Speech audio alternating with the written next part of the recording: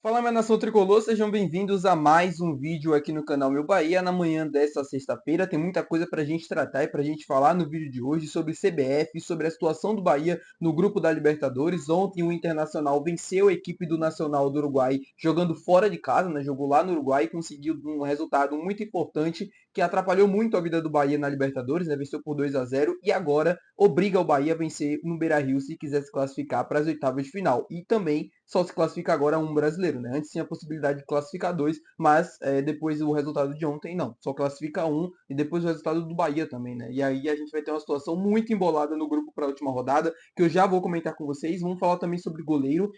Tá sendo muito discutido depois do último jogo do Bahia, né? Principalmente por conta do erro do Marcos Felipe, e está se aumentando o debate sobre isso. Eu quero trazer informações relacionadas à busca por goleiros, mas sobretudo pelo momento que o Bahia vive, o quanto é importante a gente trazer um goleiro de alto nível para a temporada. Já conto muito com o teu like aqui para você poder ajudar o canal e também o nome do Esporte Clube Bahia. E também conto com a tua inscrição para que a gente possa atingir a 20 mil inscritos e que você, torcedor, também não perca nenhum conteúdo. Meu nome é José Victor, para quem ainda não me conhece. Eu sou produtor de conteúdo aqui do Meu Bahia e também estudante de jornalismo. E vamos começar logo esse vídeo para a gente não perder tempo falando sobre a CBF. Eu não sei se vocês acompanharam ontem, mas o Edinaldo Rodrigues foi afastado do cargo de presidência da CBF, da Confederação Brasileira de Futebol. A CBF mostra a cada dia por que ela é uma zona, né? Ele está sendo acusado de falsificar uma assinatura que colocou ele, né, naquele primeiro momento como presidente da CBF. Aí o Fernando Sarney assumiu. Agora ele está junto ao STF tentando, né, entrar com recursos para tentar voltar à presidência, mas a gente não sabe ainda se isso vai funcionar ou não. Ele que tinha um apoio total de todas as federações e agora perdeu o apoio, se eu não estou enganado, de 19 federações. Já não é mais unânime. As federações, né, que se revoltaram contra o Edinaldo pedem um pouco mais de igualdade, estabilidade na CBF, e é uma coisa assim que é importante a gente falar porque o Campeonato Brasileiro está em andamento, né, já está quase caminhando aí para metade, ou se aproximando, né, dessa segunda volta, né, indo para a 10ª rodada e tal. A gente tem outras competições também em andamento, como a Copa do Brasil. A CBF, a cada ano que passa, não consegue ter o mínimo que é estabilidade, e aí a gente vê ano após ano gramados ruins, arbitragens ruins, campeonatos sendo feitos de forma ruim, e tudo isso vai acarretando na somatória final para que a gente, em vez de evoluir o futebol brasileiro, a gente volte para trás. E não é o que a gente quer, obviamente. Vamos falar sobre a Libertadores, né? Agora um assunto importante, de fato, para a gente na temporada. Ontem o Internacional venceu por 2-0 a equipe do Nacional do Uruguai. Um jogo fora de casa, eu não esperava aquele resultado, não vou mentir para vocês. Eu achava que seria um jogo onde, assim, eu tinha esperanças de terminar empatado, mas se fosse haver um vencedor, eu acreditava muito no Nacional, porque o Inter não vive um bom momento, principalmente um momento psicológico. Vem sofrendo derrotas, gol bestas, vem sofrendo bastante nos primeiros tempos.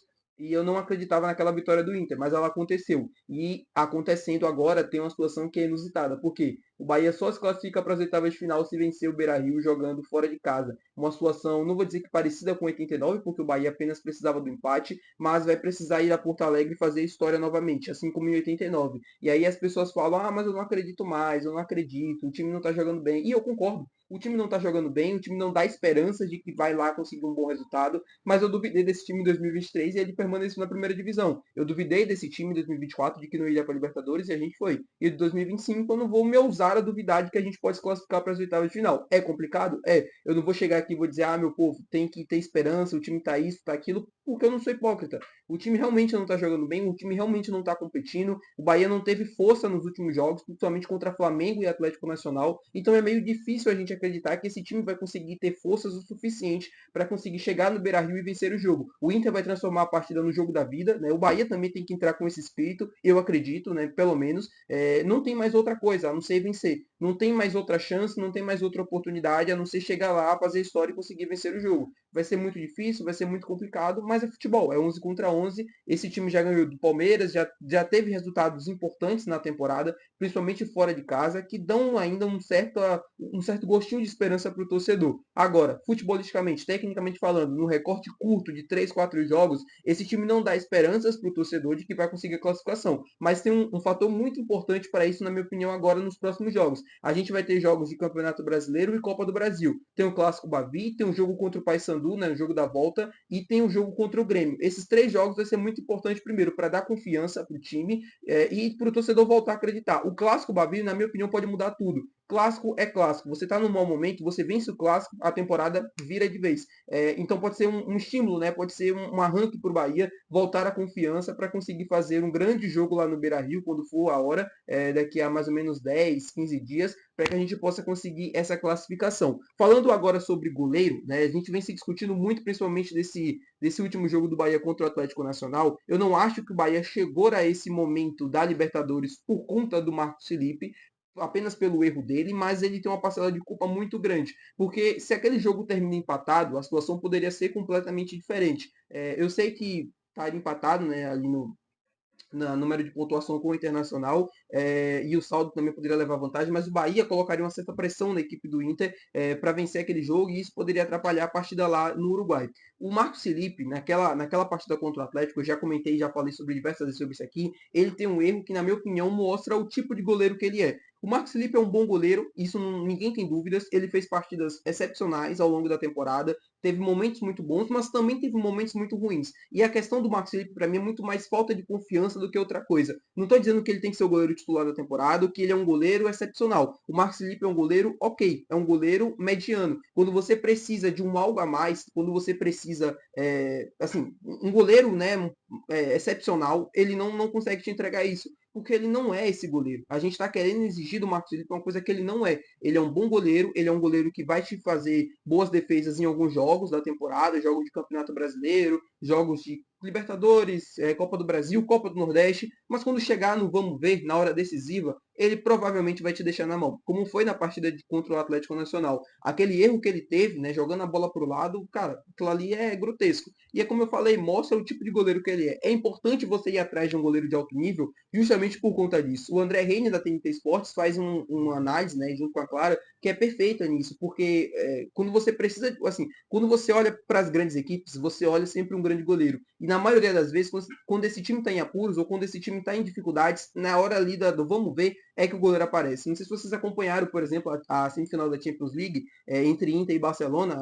O Barcelona teve várias oportunidades ao longo do jogo e o Sommer, goleiro da Inter, fez diversas defesas, que no final das contas foi muito importante para a Inter depois conseguir a classificação na prorrogação. Então, é mais ou menos o que eu quero falar para vocês. A gente vai chegar nesse momento decisivo da Libertadores. O Bahia vai jogar um jogo muito difícil contra o Internacional. Eu não confio no Marcos Felipe para esse grande jogo. Se a gente tivesse um grande goleiro que conseguisse, defensivamente falando, conseguisse assim, parar o time do Inter ou sabe, evitar grandes gols, né, com grandes defesas, isso poderia ajudar. Isso poderia ser fundamental na hora que a gente conseguisse um bom resultado.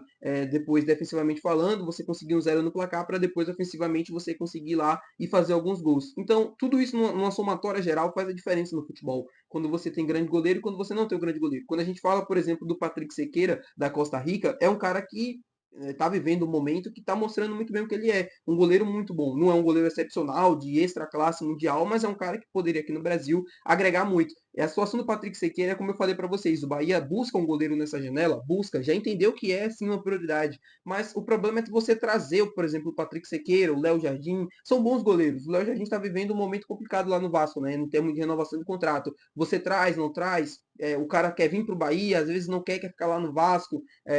Às vezes a família do jogador também não quer sair daqui, ou por exemplo, não quer sair do lugar onde eles estão. O Patrick Sequeira, por exemplo, né, um goleiro que está em Portugal, vivendo um bom momento, com toda a certeza do mundo, tem mercado no futebol europeu. Será que a família quer vir para o Brasil? Será que, por exemplo, se tiver esposa e tal, quer vir para cá? Tudo isso numa somatória ali, quando você está em negociação, tudo isso entra na conta. E é complicado você lidar com todas essas questões familiares. O Bahia está buscando alguns nomes, o Bahia não desistiu, é hora do scout entrar em ação, é hora de você conseguir encontrar nomes que possam fazer sentido para a negociação, tanto em termos financeiros, quanto para agregar mesmo a esse elenco, para que eles possam chegar e para que possam resolver esse problema do Bahia. Porque você trazer um grande goleiro agora, você não está trazendo somente para esse ano de 2025 ou para o próximo ano de 2026. Você está trazendo para pelo menos uns 5, 4 anos. Você tem um goleiro de alto nível que te possa garantir bons resultados na temporada. Às vezes um jogo difícil que você não consegue ir muito bem, que você tem problemas defensivos, para, né, sanar ali os ataques dos adversários, você tem um goleiro para parar esse time adversário, tudo isso faz na conta, você consegue um ponto de Campeonato Brasileiro que talvez você perdesse, você consegue um ponto de Libertadores, você consegue uma classificação no mata-mata, tudo isso tem relação. Quando você faz ali um combo, uma somatória geral, tudo isso faz a diferença. Eu espero que vocês tenham entendido o que eu falei no vídeo de hoje. Comenta aqui embaixo também o que, é que tu acha sobre isso.